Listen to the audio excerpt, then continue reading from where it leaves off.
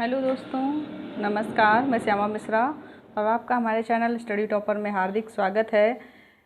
आज हम लोग असाइनमेंट पर वीडियो क्रिएट करने जा रहे हैं। इससे पहले भी मैंने असाइनमेंट पर वीडियो बनाया है, तो उसी की कुछ बारीकियां हैं। आइए देख लेते हैं कि किस तरीके से हम अपना असाइनमेंट बनाएं, क्योंकि जब हमें असाइनमेंट सही बनाना आ जाएगा तो उसी के आधार पर हम लोग एग्ज़ाम में भी कॉपी लिखेंगे।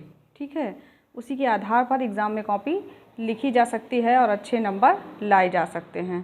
तो आइए देखते हैं कैसे एग्ज़ाम में हम अच्छा प्रदर्शन कर सकते हैं।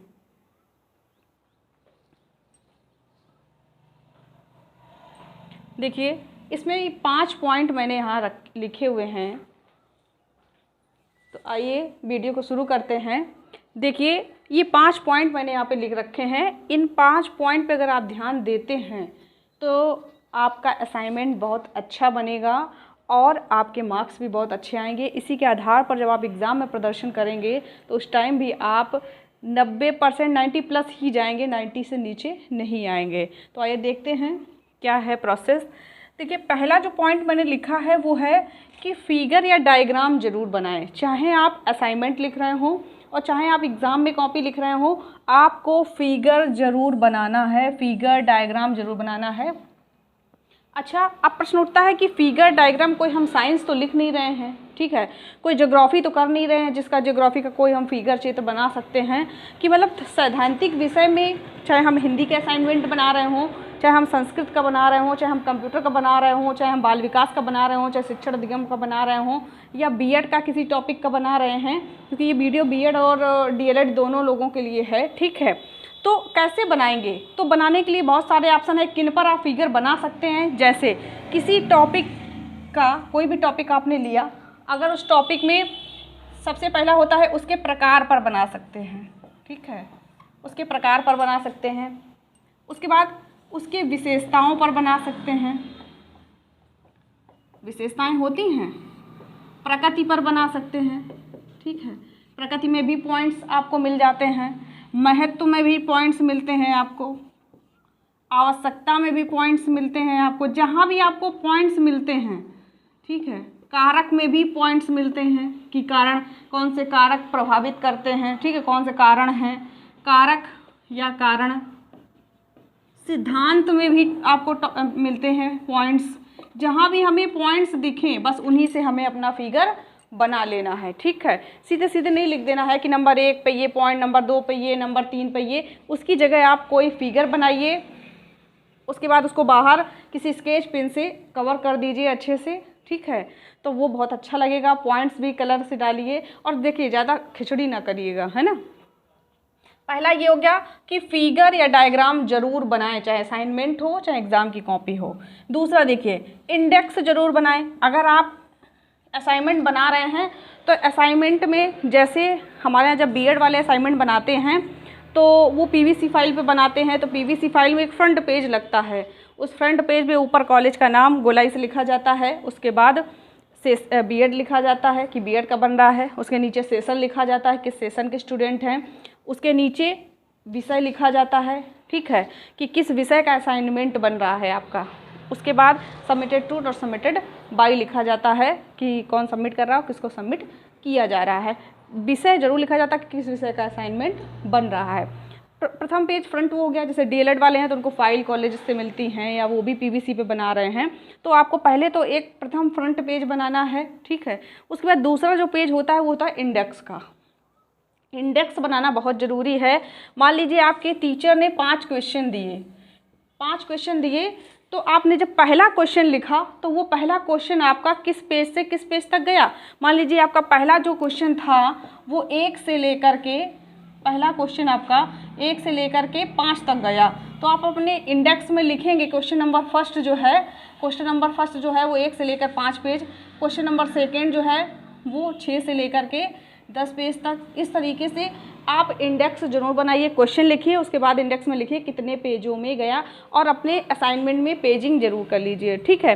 तो इंडेक्स अगर आप बनाते हैं, आपके जो टीचर चाहें कि हम कौन सा क्वेश्चन देखना चाहते हैं, तो पर्टिकुलर उसी पेज पर वो जाएँ। जैसे बुक में लिखा होता है, हम लोग इंडेक्स उसमें बुक में होती है, इंडेक्स में देख लेते हैं कि हाँ इस पेज पे चले जाइए, 32 पे चले जाइए, 45 पे चले जाइए डायरेक्ट, तो उसमें क्या होता है हम लोगों को हेल्प होती है। इसी तरीके से आप भी असाइनमेंट में इंडेक्स जरूर बनाएं, ठीक है। तो दूसरा पॉइंट ये हो गया। तीसरा हो गया मेन हेडिंग बीच में तथा सब हेडिंग किनारे डालें। जब भी हेडिंग डालने का नंबर आता है तो बच्चे क्या करते हैं कि हेडिंग किनारे डाल देते हैं। मान लीजिए आपकी बुक है, ये आपका पेज है, अब जब आपको हेडिंग, ये इसमें लाइनिंग है, ये देखिए, जब भी हेडिंग डालने का नंबर आता तो कहाँ डाल देते हैं, यहाँ किनारे इस जगह पर डाल देते हैं। कुछ भी क्वेश्चन नंबर डाल दिया, यहाँ किनारे पे ऐसे डाल दिया, ठीक है, ये सही नहीं है। मेन हेडिंग जो होगी किसी भी टॉपिक की, मान लीजिए व्यक्तित्व लिख रहे हैं कि व्यक्तित्व क्या है या व्यक्तित्व का अर्थ, तो कहाँ डालेंगे, बीचों बीच यहाँ पर डालेंगे कि व्यक्तित्व का क्या अर्थ है, ठीक है, व्यक्तित्व डालेंगे, उसके बाद लिखेंगे। अब इसकी जो सब हेडिंगें आती हैं, जैसे मान लीजिए विशेषताएं हमने डायग्राम में बता दी, उसके बाद विशेषताओं को जब हम डिफाइन करेंगे, सिद्धांत हमने बता दिए, सिद्धांत को जब हम डिफाइन करेंगे तो वो कहाँ लिखेंगे, किनारे लिखेंगे। सब हेडिंग कहाँ डालते हैं, किनारे डालते हैं, सब हेडिंग किनारे डालते हैं। और मेन हेडिंग जो होती है वो फ्रंट में पड़ती है, मेन हेडिंग फ्रंट में, ठीक है, और सब हेडिंग किनारे। ये इस चीज़ का आपको बहुत विशेष ध्यान देना है, ठीक है। तो तीसरा पॉइंट ये हो गया कि मेन हेडिंग बीचों बीच लाइन में डालना है और सब हेडिंग जो है वो किनारे डालना है। अब चौथा पॉइंट देखिए, एक लाइन छोड़कर हेडिंग डालें। देखिए जैसे हम व्यक्तित्व को लिख रहे थे, लिखते लिखते हम यहाँ आ गए, इस जगह तक हमने एंड किया व्यक्तित्व को लिखते हुए, ठीक है।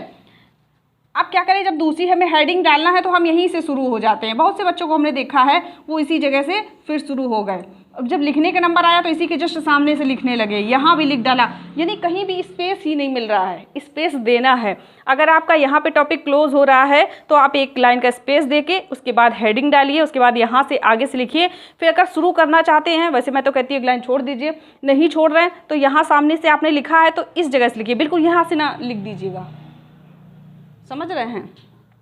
एक लाइन छोड़कर ही हेडिंग डालें ताकि टॉपिक जो है आपका सही दिखे। दूसरी चीज़, अगर एक लाइन छोड़कर डाल रहे हैं तो उसके नीचे आपको स्पेस मिलेगा। एक लाइन ऊपर हेडिंग के, एक लाइन नीचे छोड़िए, ताकि अगर आप लाइनिंग खींचना चाहते हैं स्केल से तो आप अच्छे से स्केल से लाइन खींच सकें। हाईलाइट करना चाहते हैं तो हाईलाइट कर सकें। तो हेडिंग जो है वो एक लाइन छोड़कर ही डालें, हमेशा ये ध्यान रखें। उसके बाद देखिए, ये सबसे इम्पॉर्टेंट है, चाहे आप परीक्षा की तैयारी कर रहे हैं और चाहे आप असाइनमेंट बना रहे हैं, क्वेश्चन हमेशा नए पेज से डालें। कहाँ से डालें, नए पेज से डालें। ये नहीं है कि यहाँ तक मेरा प्रश्न हो गया अब यहीं से हमने क्वेश्चन डाल दिया, ये गलत चीज़ है। क्वेश्चन हमेशा नए पेज से डाला जाता है, ये याद रखना। अच्छा, ऑब्जेक्टिव टाइप अगर क्वेश्चन है तब तो वो तो सीरियल से पढ़ता चला आता है कि क्वेश्चन नंबर फर्स्ट आंसर में दे दिया इसका ए सही है, एक लाइन छोड़ के उसके बाद डाल दिया question number second, third, fourth उसके दी। लेकिन अगर आप जैसे लघु उत्तरी कर रहे हैं तो सीधी सी बात है कि लघु उत्तरी कम से कम एक पेज में, अधिकतम 2 पेज में होता है। तो एक पेज में आप कर रहे हैं, जैसे मान लीजिए एक पेज पूरा हो गया, उसके बाद दूसरे पेज में आप पहुंच रहे हैं, दूसरे पेज में आपने 4-5 लाइनें लिख पाई जल्दी की वजह से, तो आप उसी जगह से सेकंड क्वेश्चन डाल देते हो। बिल्कुल गलत पैटर्न है। सेकंड क्वेश्चन हमेशा आपको नए पेज से डालना है। ये याद रखना कि क्वेश्चन हमेशा नए पेज से डालना है, क्योंकि अगर एक ही पेज में आप डालते हो तो जैसे कोई टीचर्स हैं आपस में बात भी कर सकते हैं, फ़ोन भी उनका आ सकता है, फ़ोन पे भी बात कर सकते हैं, उनका ध्यान इधर उधर हो गया तो आपका नंबर वो काट देंगे। 2 क्वेश्चन का एक ही क्वेश्चन का नंबर मिल पाएगा। इसलिए ये हमेशा याद रखिए कि क्वेश्चन हमेशा आपको नए पेज से डालना है, ठीक है। ये 5 मेन महत्वपूर्ण पॉइंट हैं आपके कि आपको असाइनमेंट बनाते समय फिगर और डायग्राम ज़रूर बनाना है, इंडेक्स ज़रूर बनानी है, मेन हेडिंग बीच में तथा सब हेडिंग किनारे डालनी है, एक लाइन छोड़कर हेडिंग डालनी है, ठीक है, और क्वेश्चन हमेशा नए पेज से लिखना है। ये 5 पॉइंट बहुत महत्वपूर्ण हैं, स्क्रीनशॉट ले लीजिए। इस तरीके से अगर आप काम करते हैं तो आप बहुत अच्छे नंबर लाएंगे, ये मेरी गारंटी है, ठीक है। आप देखिए, हम एक चीज़ बता दे रहे हैं कि फिगर और डायग्राम कैसे बनाएं, किन किन चीज़ों पर बना सकते हैं वो मैंने बता दिया कि किसी भी टॉपिक का प्रकार अगर है उस जगह बना सकते हैं, विशेषताएं हैं वहाँ बना सकते हैं, प्रकृति है वहाँ बना सकते हैं, महत्व है वहाँ बना सकते हैं, आवश्यकता है वहाँ बना सकते हैं, कारक है वहाँ बना सकते हैं, कारण है, सिद्धांत हैं, जहाँ भी आपको छोटे छोटे पॉइंट्स मिलते हैं उसके बाद आप डिफाइन करते हैं वहाँ पे आप डायग्राम बना सकते हैं। आप देखेंगे कि डायग्राम या फिगर हम बनाएं कैसे। वैसे आप सभी लोग जिस ट्रेनिंग को ले रहे हैं, आप सभी लोग भावी शिक्षक हैं, आप सभी को कार्य करना आता है, लेकिन उसके बाद भी अगर नहीं आता है जिन लोगों को, तो उनके लिए ये चीज़ है, और जिनको आता है तो उनमें और सुधार हो सकता है, ठीक है। तो आइए देखते हैं इसके बाद। देखिए, फिगर बना कैसे सकते हैं, ओरली आपको बताए दे रहे हैं। जैसे एक तो मेन ही होता है कि अगर किसी पार्ट में कोई टॉपिक, मान लीजिए व्यक्तित्व, तो हमने यहाँ पे डाला, व्यक्तित्व डाल दिया, ठीक है। उसके नीचे अगर व्यक्तित्व के जो भी पार्ट प्रकार हैं तो उसको इस तरीके से आप, और भी ज़्यादा हैं इसके नीचे से निकाल लीजिए, ठीक है, इस तरीके से कर लीजिए, या यहाँ है इसके और प्रकार हैं, इस तरीके से डायग्राम बनाते चले जाइए। तो पहला एक तो डायग्राम आपका ये हो गया। उसके बाद आप इस तरीके से इस व्यक्तित्व को बीच में ऐसे कैद कर दीजिए। उसके बाद इस तरीके से यहाँ जो है उसके आप लिख दीजिए, यहाँ लिख दीजिए, यहाँ लिख दीजिए, यहाँ लिख दीजिए, यहाँ लिख दीजिए, यहाँ लिख दीजिए। इस तरीके से डायग्राम बना सकते हैं। एक तरीका और होता है, आप इस तरीके से यहाँ मेन टॉपिक, मान लीजिए बुद्धि लिख रहे हैं तो यहाँ मेन टॉपिक लिख दीजिए बुद्धि ऑब्लिक इंटेलिजेंट। उसके बाद इस तरीके से आप डायग्राम बना सकते हैं, ठीक है।